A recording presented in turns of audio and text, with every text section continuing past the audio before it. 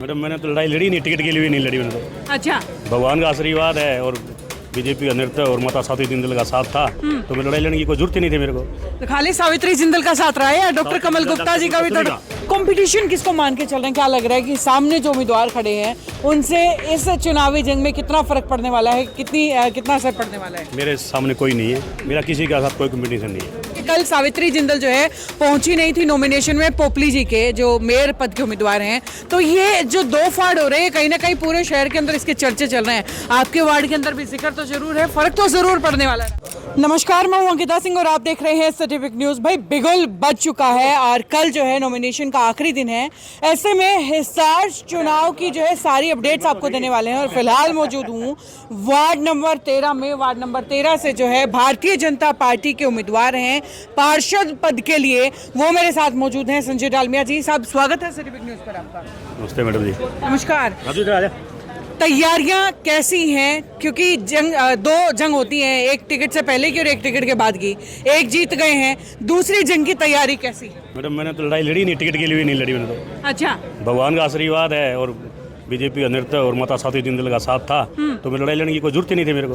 तो खाली सावित्री जिंदल का साथ रहा है या डॉक्टर कमल गुप्ता जी का भी? तो सभी का नाम एक लेना भूल गए आप। ना मैंने कह रहा बीजेपी नेतृत्व हाँ। तो सभी आ जाते हैं। कमल गुप्ता जी बीजेपी के अंदर है, बीजेपी का नेतृत्व आ गया। हाँ। माता सावित्री जिंदल विधायक है यहाँ की, तो सभी का नाम आ गया। ये तो आजकल अपोजिट चल रहे हैं, एक धरती है एक आसमान है, एक दूसरे के साथ चल ही नहीं सकते हैं। तो इलेक्शन में था जी, अब सब एक है, अब सब एक है, सब एक है जी। वैसे आपका वार्ड नंबर जो 13 है, इसके अंदर खासतौर से बात करें किन समस्याओं के ऊपर सबसे पहले काम करने वाले हैं अगर जीत दर्ज करवा देते हैं? मेरा सबसे पहले वार्डवासियों को बहुत बहुत नमस्कार, वो मेरे पे आशीर्वाद दें। और मैं मेरा जो एक ड्रीम प्रोजेक्ट है, सबसे बड़ा है पानी की समस्या यहाँ अर्बन सेट में। पानी इकट्ठा हो जाता है बरसात में, उसको मैं श्री कमल गुप्ता जी और माता सावित्री जिंदल के साथ मिलके ड्रीम प्रोजेक्ट पास करवाया है और अभी आचारसंहिता लग गई थी, उसके बाद में तुरंत चालू किया जाएगा।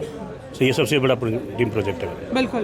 कंपटीशन किसको मान के चल रहे हैं? क्या लग रहा है कि सामने जो उम्मीदवार खड़े हैं उनसे इस चुनावी जंग में कितना फर्क पड़ने वाला है, कितना असर पड़ने वाला है? मेरे सामने कोई नहीं है, बस मेरी ये वार्डवासी का जो जनता है मेरी, यही मेरी आवाज़ है, यही मेरा साथ है। मेरा किसी के साथ कोई कंपटीशन नहीं है जी। चुनाव लड़ने की योजना किस तरीके से रहेगी? क्या कुछ ब्लू मैप जो है इस रण को जीतने के लिए बनाया गया है? वार्डवासी अपने साथ ही आए हैं, आप देख रहे थे कितनी भीड़ आई हुई थी, तो मेरे को रणनीति बनाने की जरूरत नहीं है। हमारे वार्डवासी की रणनीति तैयार है, उन्होंने फैसला ले लिया है, कमल के निशान पे बटन दबाना है। जी बिल्कुल, कमल के फूल पर निशान दबाना है। लेकिन कमल का नाम जैसे ही आया तो डॉक्टर कमल गुप्ता फिर से याद आ गए हैं, क्योंकि कल सावित्री जिंदल जो है पहुंची नहीं थी नॉमिनेशन में पोपली जी के, जो मेयर पद के उम्मीदवार हैं। तो ये जो दो फाड़ हो रहे हैं कहीं ना कहीं पूरे शहर के अंदर इसके चर्चे चल रहे हैं। आपके वार्ड के अंदर भी जिक्र तो जरूर है, फर्क तो जरूर पड़ने वाला है। ऐसे है, माता जी सावित्री जिंदल बाहर गए हुए थे, कल जगदीश जिंदल साथ में थे और आज भी जगदीश जिंदल आए हुए हैं, ललित शर्मा सभी यहीं थे। कोई दो फाड़ नहीं है, पूरा आशीर्वाद है और पूरे बहुमत से ट्रिपल इंजन की सरकार बनेगी। बिल्कुल। लेकिन जिस तरीके से चुनाव देखिए, क्योंकि पहले लोकसभा हुआ, फिर विधानसभा हुआ, अब निकाय चुनाव आ गया है, लोगों की कमर टूट चुकी है। बेशक से सर्दी जाने वाली है, लेकिन चुनाव की गर्मी अब तक आई नहीं है ना? तो इसका कारण क्या मान रहे हैं? क्या लगता है कि कितने दिन तक जो है चुनावी गर्मी ठीक ढंग से शुरू हो जाएगी? मैडम टिकट तो कल फाइनल हुई है, कल टिकट फाइनल हुई। हाँ। आज संडे था, कल सोमवार है, घोड़ेगा 12 है। हाँ। कल सब नामांकन भरेंगे, उसके बाद गर्मी चालू हो जाएगी। चलिए, बहुत बहुत शुक्रिया आपका मार्गदर्शन करने के लिए। तो ये है हमारे साथ संजय डालमिया जी, वार्ड नंबर 13 से भारतीय जनता पार्टी के उम्मीदवार हैं पार्षद पद के लिए।